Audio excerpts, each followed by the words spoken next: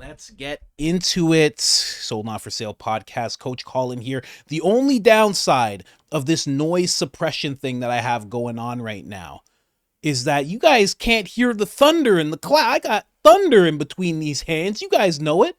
And now you guys can't hear it as well.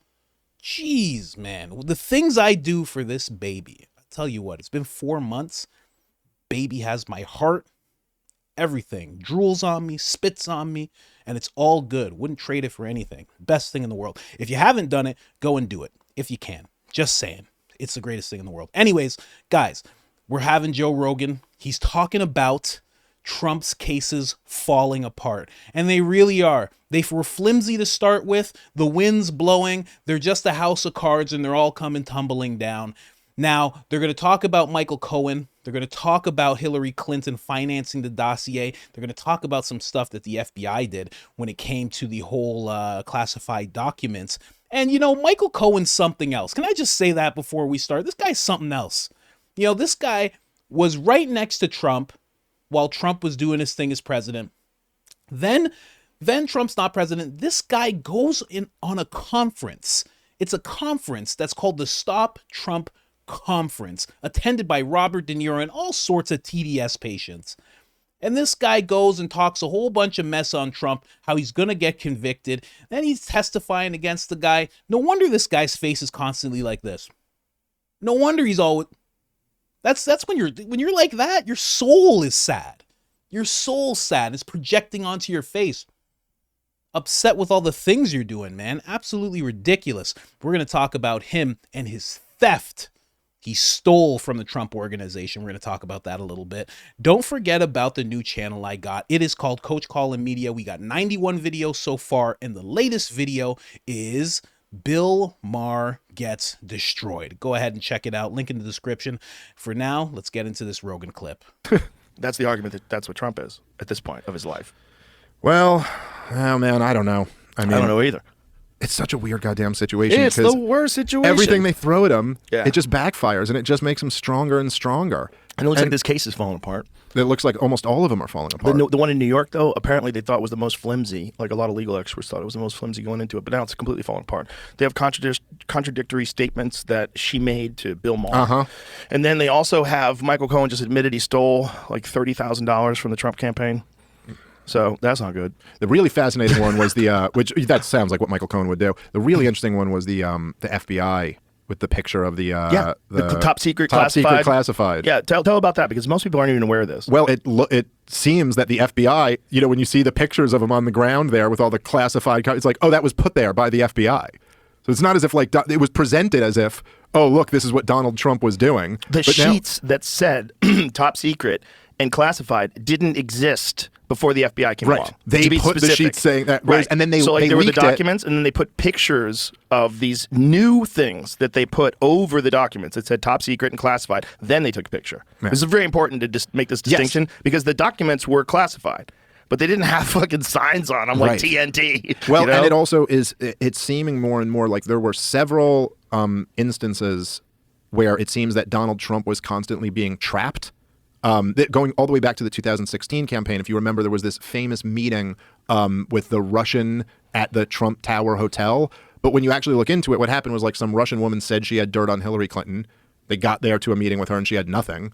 And then they were all like, okay, whatever. But then the story was, oh, he's conspiring with the Russians. And it seems that, oh, that was a trap to get Donald Trump to do that so that they could make it look like he was conspiring with Russians. And there's just been several things like this over and over again. Well, how about the fact that Hillary Clinton funded the Steele dossier? Yeah. And that whole thing.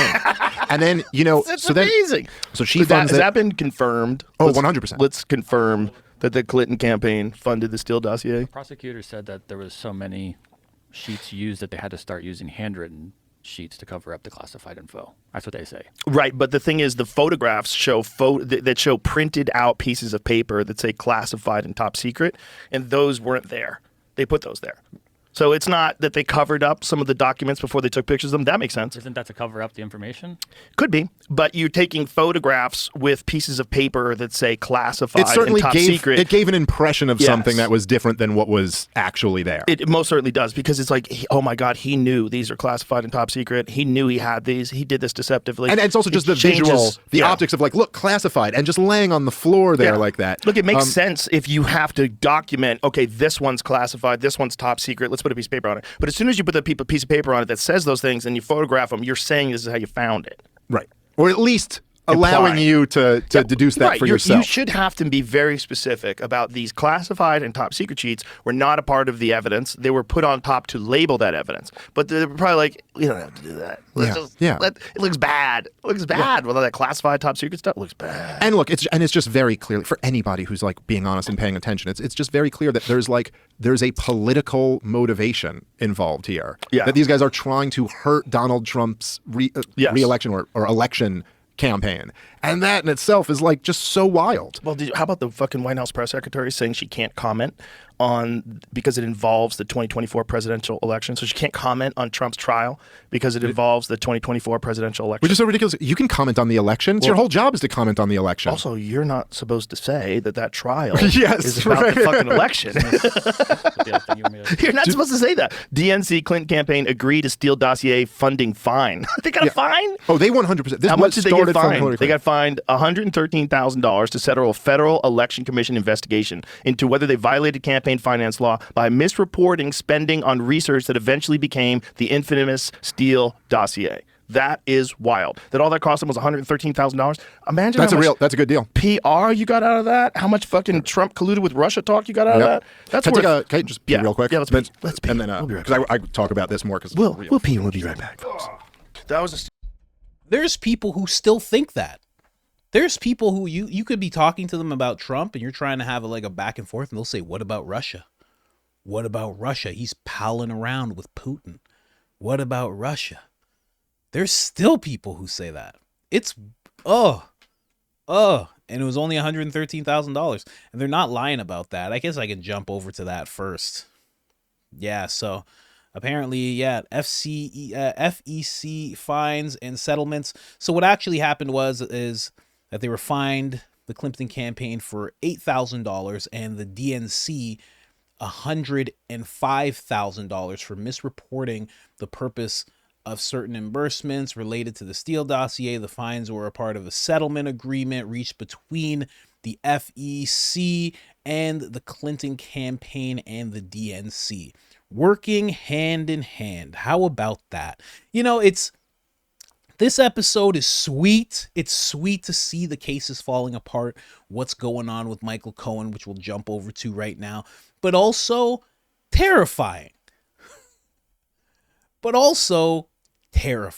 And it makes you think, I don't know about you, it kind of makes you think, who else, has this happened to other presidents?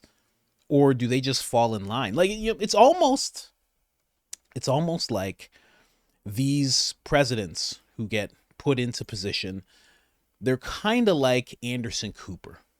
You know what I mean? I don't mean the white hair and the fact that he's a Vanderbilt and is a massively elite person who disguises himself as a regular person. I don't mean that part. Not that part. I mean the part where you step into this role and now you have to go by the rules.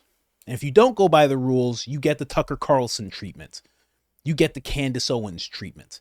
You get that type of treatment, Very, very interesting stuff. And who else does it happen to? For sure it was Nixon. I already did an episode on that. Tucker Carlson covered that whole thing and showed that it was pretty much a coup. And then, even when Dave Smith says, it shows that they've been trying to trap him. That's not trapping. That's a coup. They're trying to get the president, at the time, Donald Trump, to do something that they can look at and point to and expose and then get him thrown out as president. And then Mike Pence, which we all know who and what he is now, after Tucker Carlson just decimated his political career, we all see who he is now, and that would have been president. And maybe they would have even done something to him, just like, in the whole Nixon thing. Maybe something would have happened to him. Something would have been exposed. you know? Although there were some weird things exposed about that guy. And I still don't know if those pictures are photoshopped or not. I have no idea. It just looks too wild for it to actually be him, but maybe it is. And then who would have been president from there, right? Wait, wasn't Nancy Speaker of the House at that time? Oh, God. Oh, God. Oh, I got shivers. I got goosebumps. Oh, gosh. That would have been terrible. Oh, man. But going on to Michael Cohen, he very much did admit to stealing from the Trump organization. He just outright admitted it. Now, I'm going to show you a video on this as well, but I just wanted to break down like what he actually took. So apparently it was $50,000 he was supposed to pay to a company, but instead what he did was he paid that company $20,000 and then kept $30,000. And he did this to the extent of even covering his own taxes that he was owed. He's a slimy character. Even the thing he was trying to do for the Trump campaign with the $50,000, well, the supposed $50,000, is just wild. So you stole it from the Trump organization? This is Trump's lawyer asking him that question. And he just says, yes, sir. Yes, sir. Very calmly. Because you know what? This guy's already done so much. You know, it really makes you think. I'm going to jump over to a video of them explaining it a little more. But it makes you think, like, this guy's already put himself out there as someone who's going to testify against Trump. You know, your mission is to take down Trump. I'm on board for the mission. You know, it's the same thing with Fani Willis. Fani Willis just kind of sits back. She's in court. She's laid up like this, like she's in a Cadillac. Just like, you telling me how I'm supposed to spend my money? Like she's a Baltimore gangster. You telling me how I'm supposed to spend my money? Huh? Let me tell you something. You ain't gonna disrespect no black woman in here. Maybe I did take my man friend on a little bit of vacation. I got cash, baby. I got cash. That's how I imagine she talks. Is that not how she talks? I don't know. I think it was a solid impression. Anyway, but I'm just saying, it kind of shows these people who are in line with this whole thing. They have this hubris, this arrogance, where they just think, yeah, I stole from his organization, but it's a Trump organization. Who cares about that guy? Am I right? Turns to the judge, high five. Who cares? Screw that guy. Am I right? And the judge is just like, yeah, yeah, I like this guy. You know, like it's even the judge for the Mar-a-Lago case is like, there's footage of him just talking about like sometimes juries get it wrong, and it's like, are you communist, bro? What are you talking about? It's the characters that they have used throughout this whole thing. Alvin Bragg being pictured with Joe Rogan's guest who chopped somebody's head off. Like what? Who are these people? It's really like Gotham City. Like they just put together all these weird people who just do whatever they want. And because they're all with the down with Trump type of campaign, the mission, they think everything they do is just fine. They're completely absolved. Well, I'm the person who's taking down Trump. I'm basically Jesus walking on water. I mean, we really care about this guy anyway? I mean, we're going to put him in jail, right? Yeah, you better hope so. That's another reason why they're pushing so hard. Because if I'm Trump, I don't know. Like, you want to be a dictator, but are you really being a dictator when you just look at all of the things that these people did to break the law and like bend the system to their will or to the will of, you know, a higher administration? Are you really a dictator when you're like, I want to see some justice with these people? I don't know. Some people say yes, some people say no. Let's get into this video. We begin with Donald Trump's former attorney, Michael Cohen, back on the stand today for more cross-examination as this criminal hush money trial appears to be winding down. Prosecutors say they plan to rest their case once Cohen is done, but it's still unclear if Trump's attorneys will end up calling any witnesses of their own. Now, the judge overseeing the trial now says closing arguments will take place next week after Memorial Day. NBC News correspondent Dasha Burns is live outside the courthouse in Lower Manhattan. Dasha, look, this is Cohen's fourth day on the stand, his this third day facing cross-examination from Trump's team. So I just want to bring our viewers up to speed here, because effectively the defense attorneys, they've been trying to poke holes ultimately in Cohen's credibility. He admitted to stealing from the Trump organization, and then there was this sort of gotcha moment last week when Cohen got flustered when confronted about a call that he said was with Trump, but the defense says was actually with his bodyguard and related to prank phone calls from a 14-year-old. Why are these disparate moments so significant today? Well, look, Morgan, there are two moments that the jury has seen now where Cohen has been caught being less than truthful, where now with this revelation today that he stole money from the Trump organization, the defense can paint him not only as a liar and an unreliable narrator, but now also as a thief. I want to pull up a graphic of this critical exchange here where Trump attorney Todd Blanche says, "You stole from the Trump organization, right?" Michael Cohen says, "Yes, sir." That is a very direct moment for the jury to witness after last week's moment where that critical phone call that he says and the prosecution has painted as a moment that ties this all back to Trump, but where now the defense has poked some holes into that. So we don't know what the jury is thinking or how to read their minds, right? But these are all opportunities for the defense to open that door for reasonable doubt, Morgan. Dasha, Vicky here. So 4 days now of Michael Cohen being on the stand. What is the sense from the jurors in the room? Are they leaning forward? Are they paying attention? Are they listening intently to this case that the defense is laying out on cross?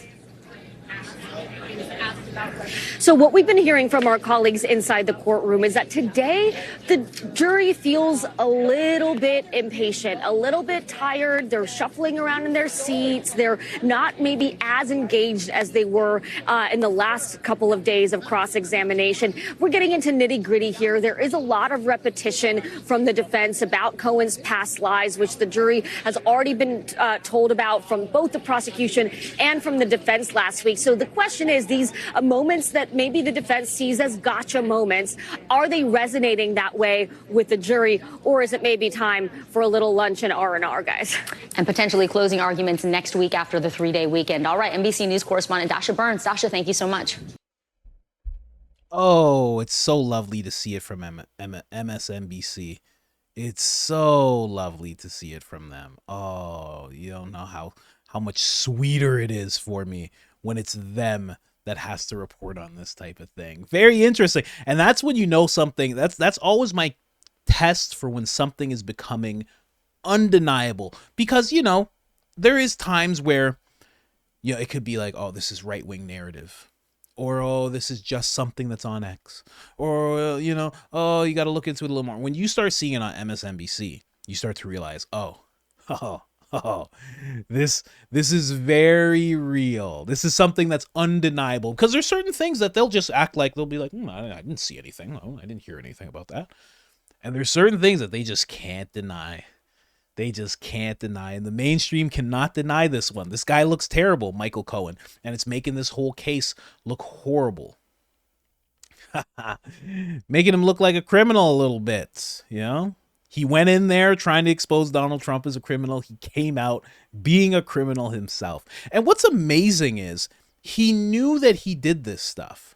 That's how I feel. That's what makes me feel like for sure he was put up to this. No idea if it was financial or this or that. No idea. But he was put up to it. It's not something that, in my mind, that he's doing out of his heart of hearts. Like, oh, I have to do this for justice. Just like Alvin Bragg. Like, I don't believe he's doing this because it's like, well, nobody else will take it. I guess it's me. He shouldn't have wrote legal expenses. Oh, I'll fix this. Excuse me, my friend who chops people up and puts them inside his freezer. I have to go. Oh my God. How come nobody's talking about that? There's a picture of him with a guy who chopped up a body. That's who he aligns himself with. That's who we're taking seriously right now? I guess you got to take him seriously. I don't know. You don't know where you'll end up, I guess. I don't know. Allegedly. Now, let's get over to the, these are the documents. So this is what Joe and Dave and Jamie were all talking about. So basically, you know, you see how it's just all laid out. And if I can get my cursor working here, you see all this like top secret top secret. Like all this says, then this says secret. But then if you look at the other pages, they're kind of blanked out there. So basically, they are what seems covering things that are top secret. But when you do put it out this way, you know, right next to Time magazines and stuff like that, you're kind of showing it like, oh, Donald Trump just had this on the floor and just scattered around national secrets. My God, how could he do such a thing? But in reality, it wasn't like that.